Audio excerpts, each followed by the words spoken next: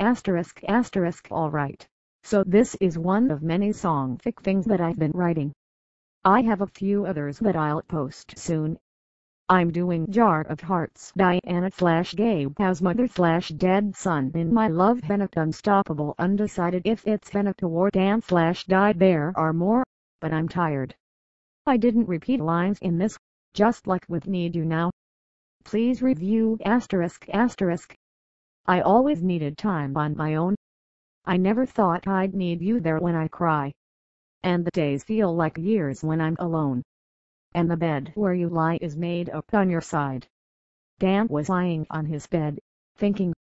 It was the 1-year anniversary that Diana left him, but it seemed like a century. He was on his own now too. Since Dan began to see Gabe, Natalie decided that she never mattered and ran off to live with Henry. Even though Dan could see Gabe, it didn't replace the fact that he was dead. The house just seemed empty to him. Dan closed his eyes, holding back tears. How could this have happened to me? Was all Dan could mutter.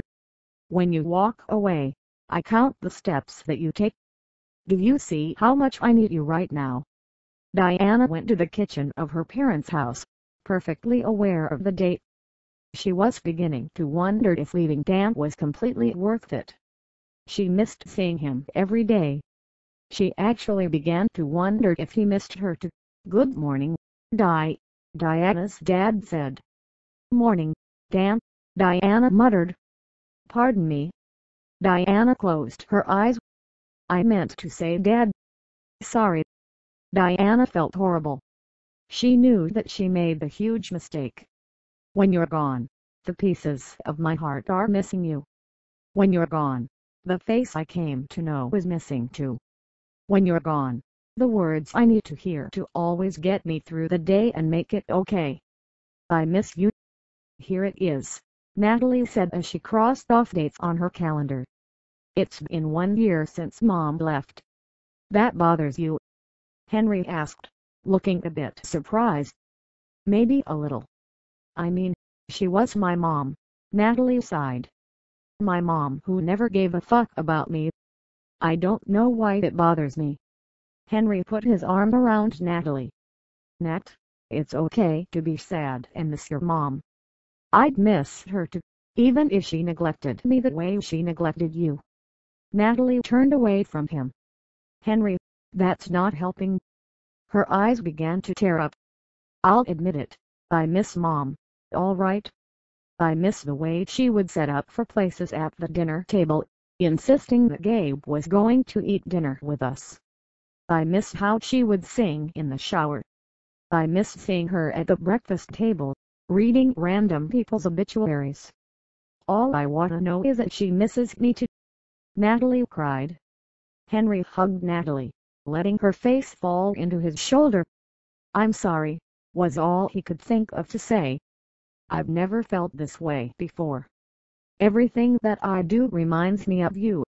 And the clothes you left that lie on the floor and they smell just like you. I love the things that you do. Dan eventually got himself out of bed and dragged himself into the kitchen. He looked through the refrigerator and spotted the remnants of the birthday cake Natalie made for him. That's when he flashed back to the day when Diana brought out a birthday cake for Gabe. Dan admitted to himself that he was beginning to miss those days. Behind the birthday cake was Diana's old grilled cheese sandwich that she must have forgotten about before leaving. Dan knew that the proper thing was to throw it out, since it was moldy, but it reminded him so much of Diana, that he just sighed and left it there. We were made for each other, out here forever. I know we were, yeah. Diana felt lonely and sad. The whole day had been a disaster for her. She couldn't do anything without thinking about Dan or Natalie. She never expected to regret her decision to leave on the 1-year anniversary. To get her mind off of it, she went through her old scrapbook. Big mistake. She saw the pictures of her and Dan on their wedding, and them with baby Gabe. The reason they got married was because of Gabe. It was almost as if he was the sign they needed to be together, and Natalie had kept them together after Gabe died. What have I done? Diana wondered as she forced back tears. All I ever wanted was for you to know everything I'd do. I'd give my heart and soul. I can't hardly breathe. I need to feel you here with me. Yeah. That evening, Natalie and Henry went to Dan's house to make sure he was all right.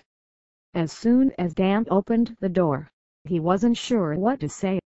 When he saw Natalie with Henry, all he could picture was Diana with another man. "Oh, come in," Dan forced out of his mouth. "Dad, honestly, how are you?" Natalie wanted to know. Dan sighed. "I'm awful. You know very well what today is, and I haven't been able to focus on anything. She's the only woman I've ever loved." Natalie frowned. "You know what I mean." "Yeah, I guess." "Dad, just think. You made it a whole year. If you can't do that, then you can't do more. Nat, that doesn't take the pain of missing your mother away." "I know, but I miss her too, Dad. We just need to accept that." There was a knock on the door. "You'll get it."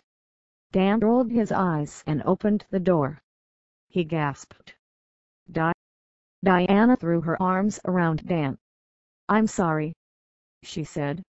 "I miss you. I miss you too. What are you doing here?" "Dan, all day, I've been thinking about you and Nat and how you guys have been there for me and kept us together. You did everything for me. I just wanna say that I'm sorry." "It's okay, Di. It's nice that you stopped by. Natalie's here too." "She is." Diana looked over Dan's shoulder and saw Natalie.